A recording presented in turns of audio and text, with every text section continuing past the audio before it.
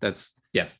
Mr. Tony Reed, good morning. And Good morning. thank you for talking to me at what is an absurd hour for you, 7:30 in the morning, I I believe. get up. I get up around 5:30 or 6 every Okay. day. Okay. Yeah. I got up Get out to the studio. I literally just get out of bed and go out to the studio. I got up at 6 o'clock this morning. No, 5:40 this morning. And yeah, cracked open my laptop. It's what I do. So Yeah. I feel you very much. We're lucky men. Yes, this is true.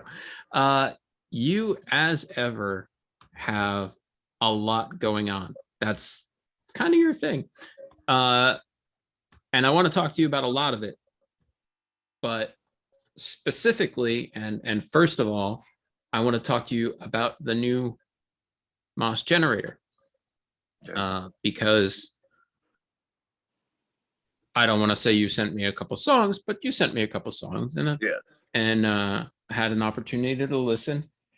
And you have teased on social media that something different is coming. Yeah. For Moss Generator. And I think I can hear what you're saying in those tracks. Yeah. Yeah. I want to hear it from you though, specifically what about the new Moss Generator feels different for you?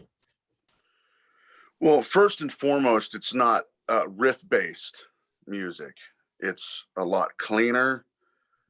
It's a lot notier. There's a lot of like odd time signatures, and it moves around feels and styles, and it really calls to my whole career as a writer. Like a lot of it goes back. Some of those riffs I sent you are like 30, 32 years old. So I'm using some of those, building on them now, and kind of making like an overall overview of me as a writer from age 18 till now. So and then the lyrical content has a lot to do with life and death and the things that people tend to, how their views and ideas and things change as they get older, and then people start to die off in their family and their friends, and then that that vision of a future that like, okay, you're coming up, or that kind of stuff, you're next in line in the family, or you're whatever. So there's a lot of time that has to do with the passing of time, which I've not really shied away anyway about that. I've always had something about that. But yeah, lyrical different, music is pretty drastically different.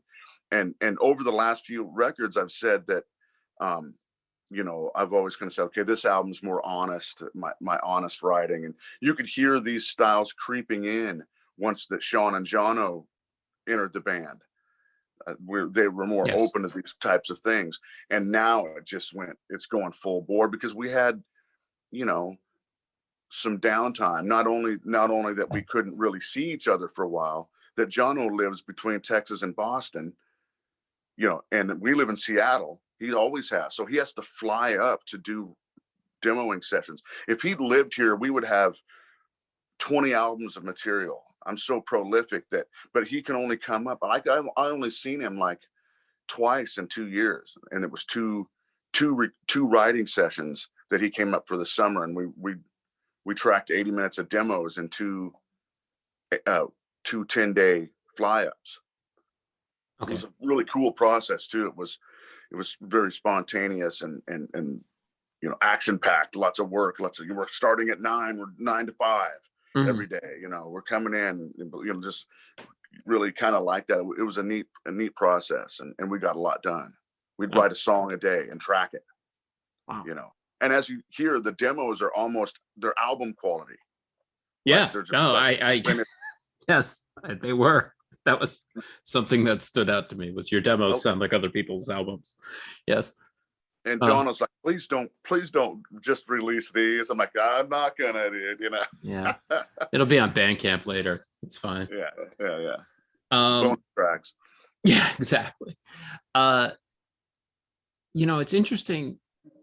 You do so much on your own, right? In terms of writing and putting things together.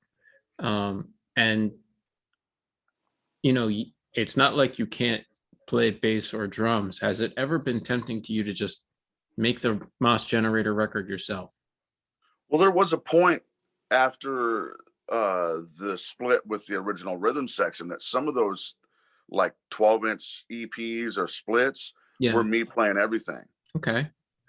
So there was a time when I would have, it was before we had a drummer, so I'm on drums and guitar, and I'd have Booth come and redo my bass tracks. So that has been a thought, but I like the band aesthetic or just everybody doing something or adding something in the Moss Generator thing. I still like to have it a band as much as possible, unless it's just totally not, we're not capable of doing that. Sometimes with these tribute albums, which we've been doing so many of, Jono can't get to his tracks, and so I'll just do the drums on one of these tribute records. Right. Even though it's called Moss Generator, it's me and Booth.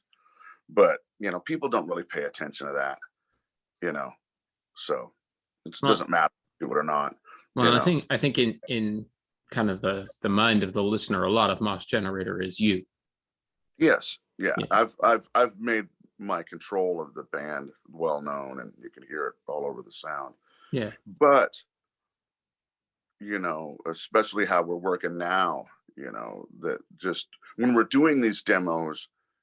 And we're doing everything so fast. Like I said, we're writing and recording a song a day when we get together. And the spontaneous ideas, even though I go back and refine like some of the bass stuff, I keep a lot of Booth's ideas, and then he comes in, I'll refine the bass track and put what I want in it. And then I send him the bass for the demo. And then he learns that, including what he wrote. So he had great ideas, and I have little bits and pieces to put where I want things to go. And then but his ideas are something I wouldn't come up with, and that's what I like. And same with Jono is a super perfectionist and really meticulous about his parts, and so he goes over everything with a fine-tooth comb. And what I like about him is I could just ask him to change up. Can you change it to this beat? And suppose we're both drummers, so we are good at drum speak. So it's really easy to communicate with him, and he can do anything I ask him to do. He do it like this with this, and he just, and some complex stuff, because I know that he'll be into the challenge of it, so I'm not afraid to give him some complex stuff that I couldn't play. So that's great. Right. So so in these two sort of intense writing sessions from which all this material has come, how does that spontaneous side balance out against what you have been going back to, I assume, old tapes of riffs from however many years ago, and bringing that in? How much of that material, how much of the material that you got in these writing sessions is completely new versus an update of something older? The updates are probably 20% at best. They might just be a riff.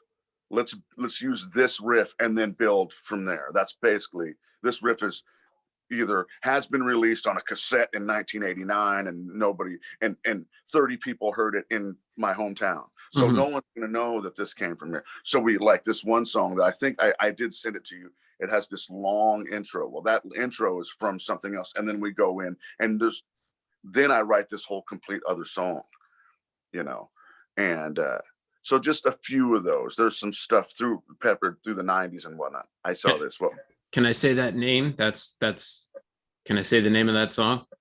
Yeah. That's Only Yesterday? Yeah. The one you're talking about? Okay. Yep. Okay. Yeah. Yeah. I noted that change in listening to it. It seems to me that a lot of what you're acknowledging in the new Moss stuff and talking about the, exploring, going all in. I agree with you 100%. That is exactly what I heard in those songs, is that you're taking the sort of classic and progressive rock, and pushing that to the fore, classic and modern progressive rock, and pushing that forward. Even in, in the blend of acoustic and electric guitar, even in the sort of winding guitar lead of Don't Wait Until Tomorrow. I can hear that, coming forward. I agree with you. And some of it is, I guess, in The Line Before the Law, and I want to know what that title means, but anyway. So I'll tell you when you're done with this. All right, but it seems to have a lighter feel, even as it has this depth of layers. Yeah. In the Well, there's guitar. definitely a lighter feel because there's not a lot of heavy guitars. Yeah. But I feel like, and as you're talking about classic and progressive, there's also a lot of me from the 90s, which meant I would have been influenced by, all this underground stuff like Shudder to Think or Husker Du or 80s and 90s underground is in there too. I hear like Firehose. Line Before the Law is Firehose. Okay. Basically, it's like Brave Captain or something like that. So, but with this other twist, because it's a rock, it's more of a hard rock band playing it. So, but yeah. Anyway, Line Before the Law. It's a song about a murderer. So they're going to use the lime before they call the cops. They're going to lime up this body. So. Yep. So. Okay. And it's the it's that you can't keep it secret, and ultimately it's that you can't keep secrets, and secrets will hurt people that eventually. But this is in the setting of somebody killed somebody else knows, and then ultimately the end, what it had done to the people, the family of the person that was murdered. Okay. So. And of course, it's I always felt like that was I felt really it was a mix between Firehose and Jethro Tull. I don't know why I get Tull feel. I started doing weird things with my voice. I wanted it to be like Song for Jeffrey. I didn't do it. I did it on the first demo where it was real mid-rangey, like not radio-ish, but on Song for Jeffrey off the first Tull record, his voice sounds like it's going through an amp or something. I didn't do it on this demo, but that's another thing during the writing process of these two summer sessions. Is they would be sent quick phone riffs or whatever, like listen to this and get a feel for it. So when you come in, we can just start that day. Right. So, and in these 9 to 5 sessions, I would be in there at about 7, starting to work, whatever. And then they would show up and I say, I got this, let's build off this. And then we just super fun. And we have to do it that way. And I didn't want to do anything on this record where I did demos. There's plenty of Moss demos with me, the demos with me playing everything. Yeah.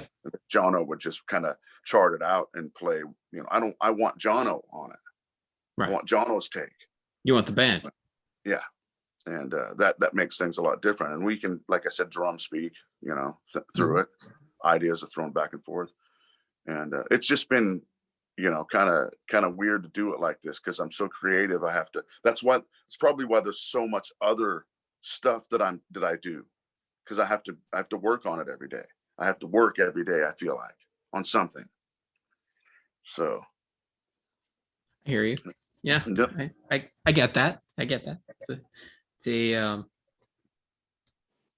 is an admirable and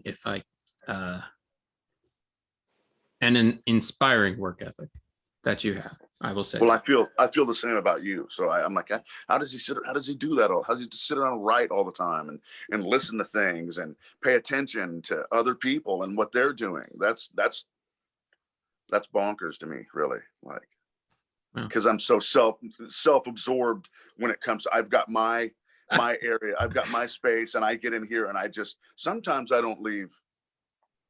I don't know what day it is. I don't know, like, the last time I left the studio, that kind of stuff. Like, there's really nothing making me need to know stuff about the outside world.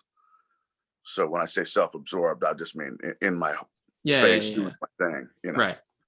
No, that sounds really nice. Yeah, it's pretty cool. I have a great life. I can't complain. Yeah, that sounds pretty good.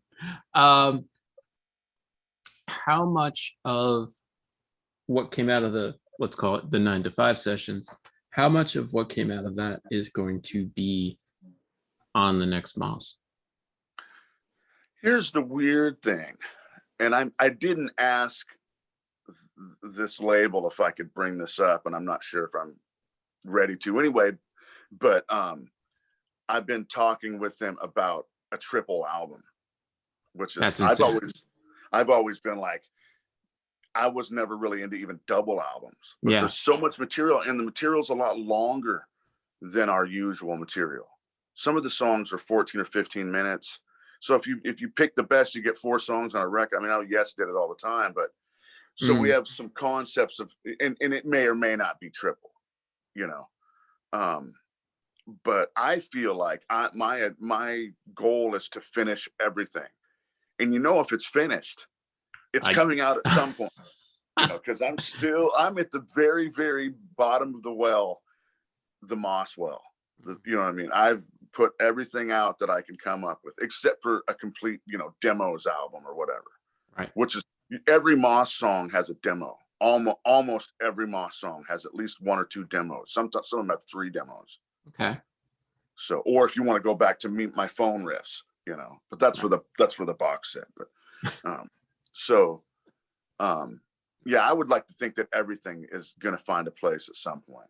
Okay. You know, and whether that's whether that's on this record, which is that has a few titles sitting there, an artwork concept started, but I don't see it even being finished for quite some time, because these skeletons are good as they are, but I'm trying to put a lot. I don't want to be able to play these songs on stage. I just don't.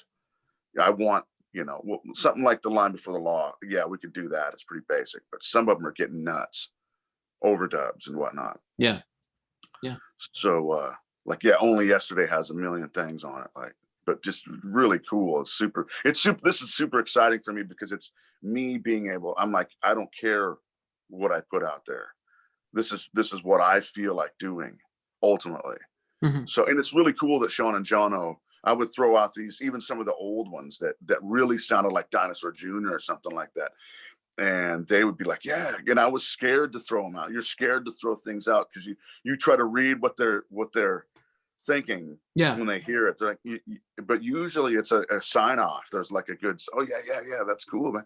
So with that, that's also the band thing. You know, I mean, most people get to be in a band that rehearses all the time, but I in this case, I don't get to be.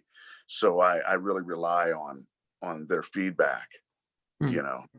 So when I say, you know, that we're getting together and they've signed off on them, that's a regular occurrence for people, but not so much. You know, we may not have other bands that play every, you know, all the time, but in this situation. And you have other bands that don't. Exactly. Yep. Yeah, I got all kinds of stuff, and I like it.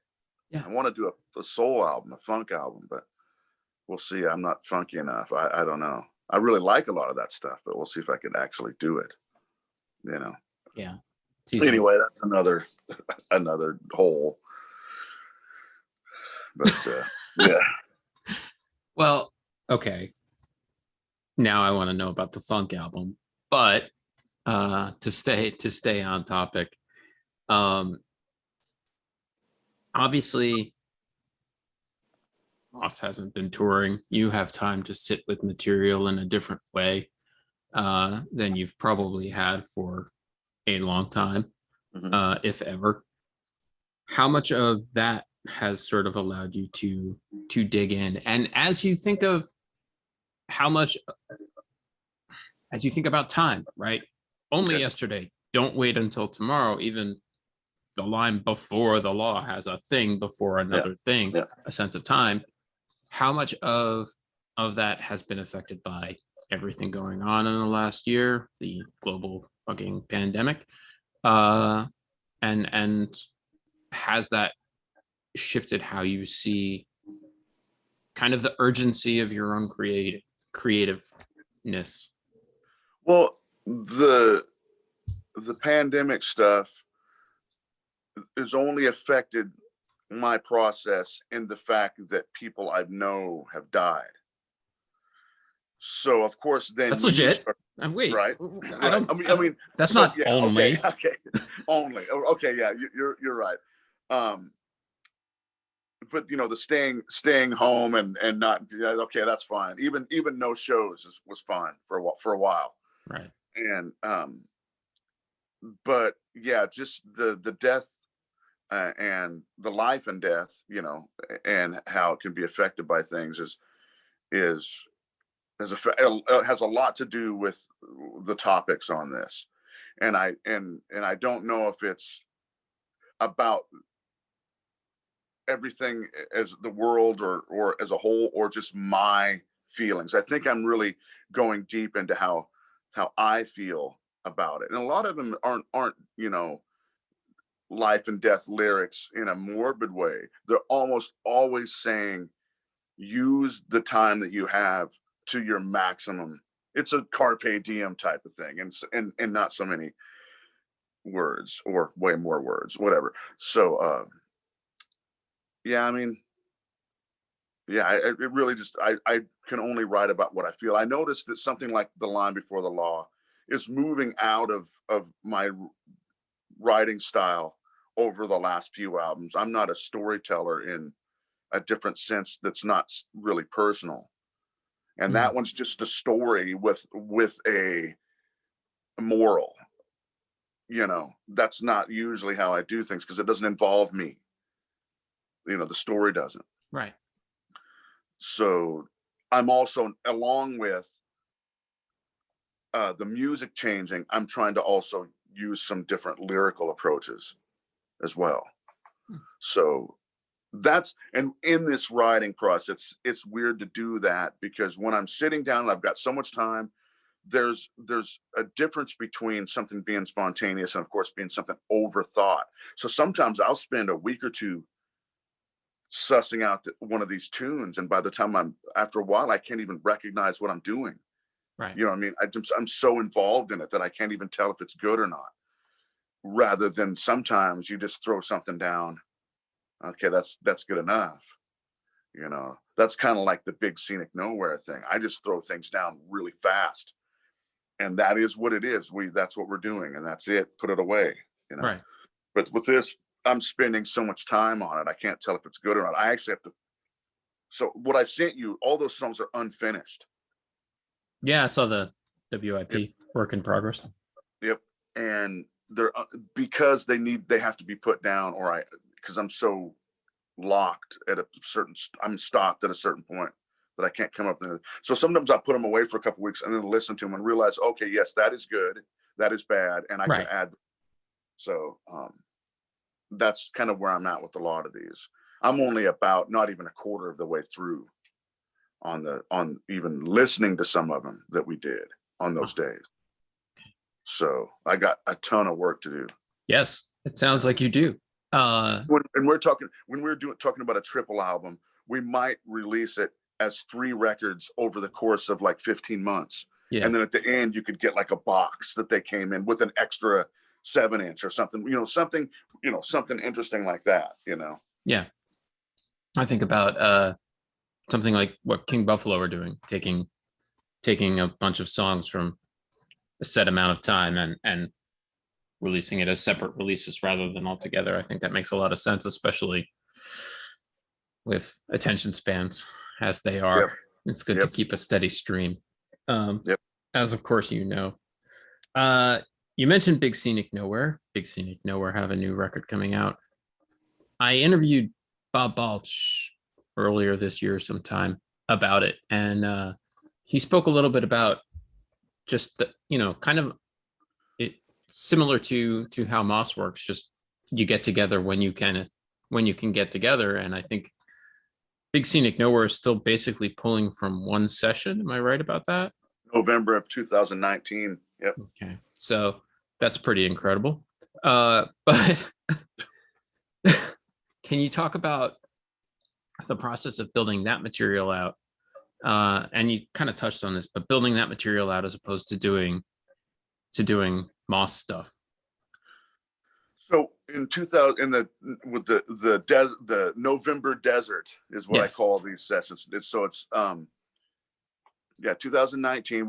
We went to the studio for 3 days, and we were just free formed. Some of the jams, 20, 30 minutes. Now, are you bringing ideas to that free form? Nope. Okay. I mean, when I'm playing, I might do something on the bass that is adding. So they're almost all built off Gary. Okay. Gary will just be in the corner noodling. Oh yeah, okay, we'll take that. Keep playing that. Roll the tape.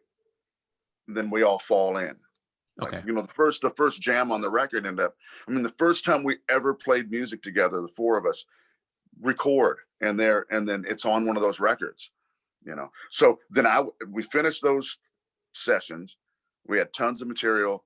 I brought that up here, loaded it in, and started editing. And then Bob and I talked about, hey, let's cut out this section. And then Bob would start sending ideas, and I would start putting ideas on it. And then, so basically Bob and I do the editing, and then I would put my ideas on it as much as I could. And then maybe someone else, a guest, would come in, like Per would come in and do some keyboards, and then his melody would push me off. Okay, now I hear, like, after he put his, I hear another thing to put over. And then and it might be Mellotron or some kind of synthesizer or vocals or acoustic guitar.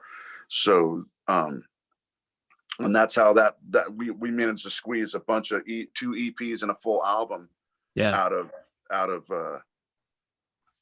these sessions. And there's still stuff sitting there. Yeah. So far. Yeah. Yeah. So, but we're going down, we're playing a gig in a couple of weeks. It's on the 19th or 20th down in Yucca Valley. And we got 2 days in the studio after that. So we'll have, more material. We'll have a couple albums worth more material, because we still have stuff left over from that one session. Right. So that's wild. How do you feel about playing that stuff live? I mean, you had to learn it?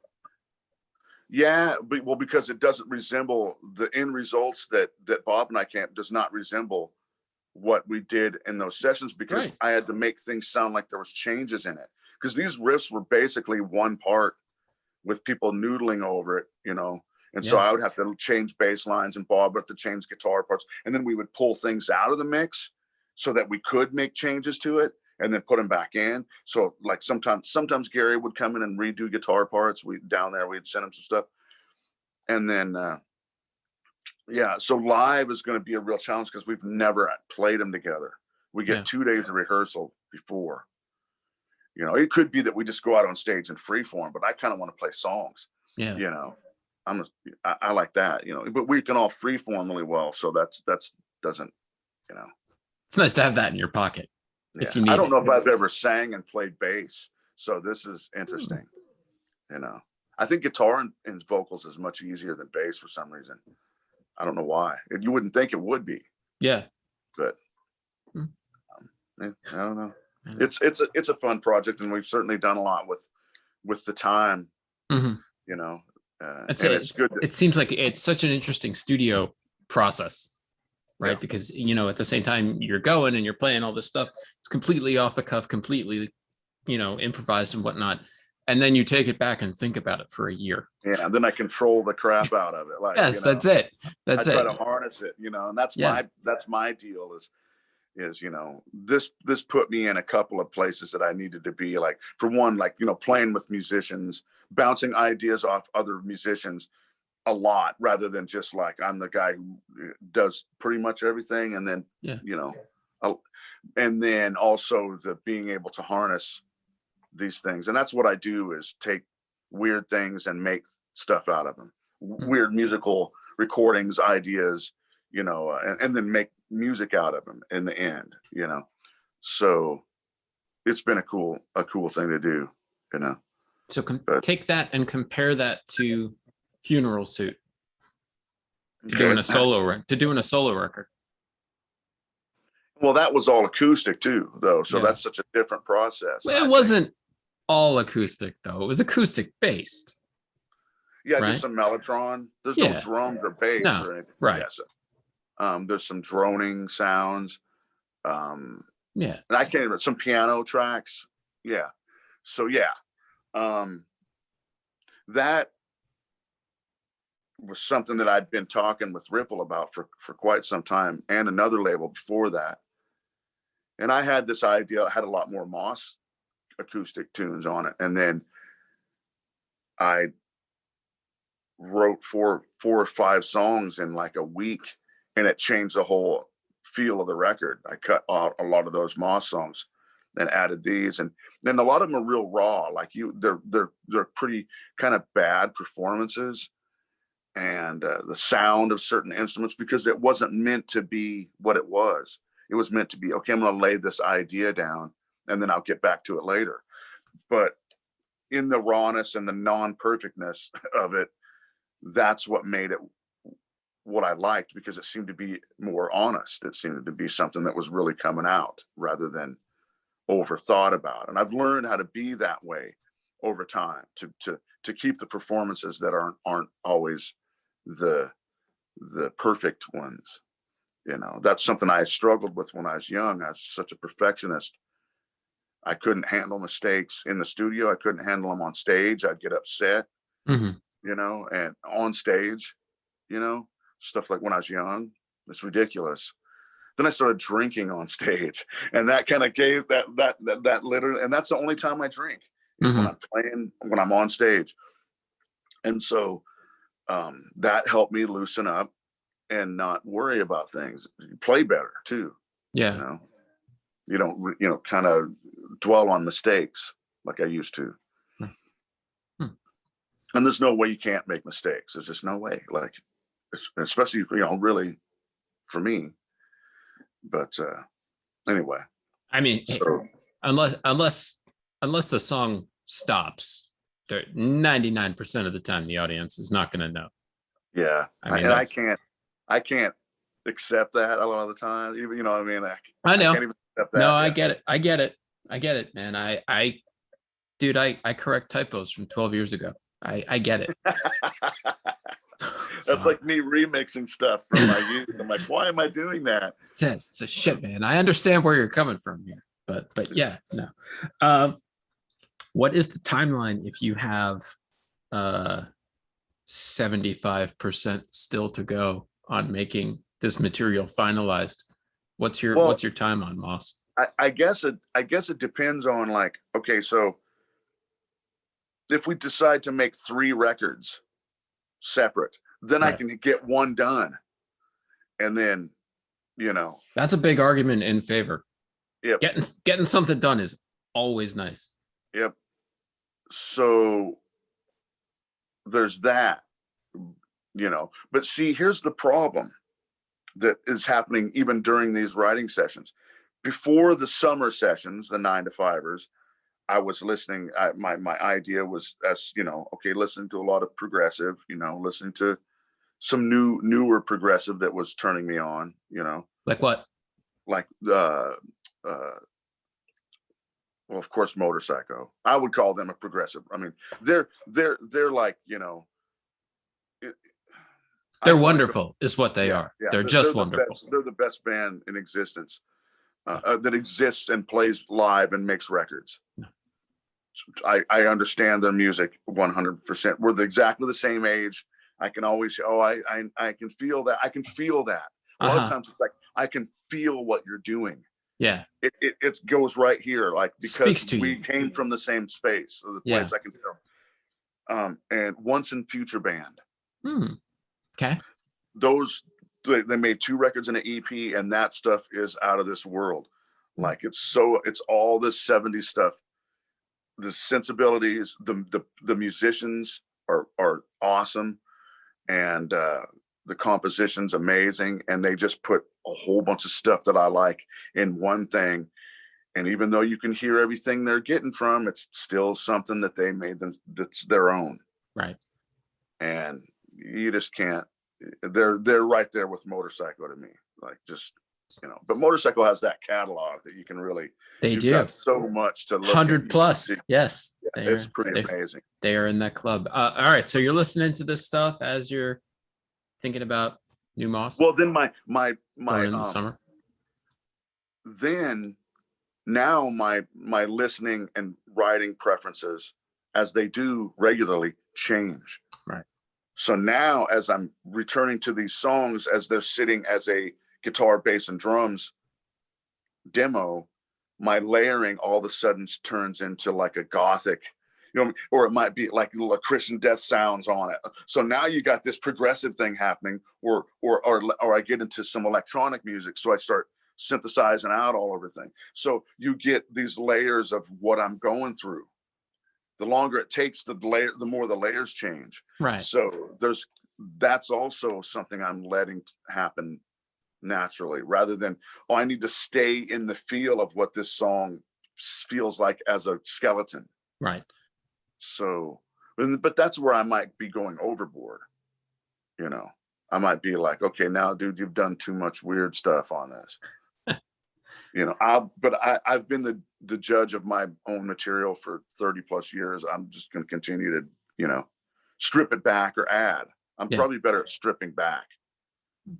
I feel like, yeah, man, I feel like you've certainly earned the right to trust yourself when it comes to what feels good in the end. And this doing something way out of character or whatever, it's not like anything I do is going to ruin whatever career I may have. I mean, a lot of the musicians in our circle or we're allowed to do whatever we want because it's not going to upset the record label, and they're not going to not advance us. I mean, it's just like we get to be the kind of artists that we want to be. It's true. Now, the only thing you could ruin is like, nobody wants to put out your stuff anymore because it's kind of horrible. But then you put it out yourself. Yeah, so, that's it. Yeah. So it's also the freedom of being able to kind of do what you want, but you got to understand that freedom doesn't mean you can do anything you want. I guess for me, it still has to be listenable music. So at least in this project, right. Then you start the other project. Sure. And there are some modern classical avant-garde movements in some of this stuff that I'm working on that turn these weird noise things and sections that just turn into, okay, here's an example. The Marble Index is a Nico album. Okay. I've been listening to that, which is a lot of drone, and her voice is so monotone.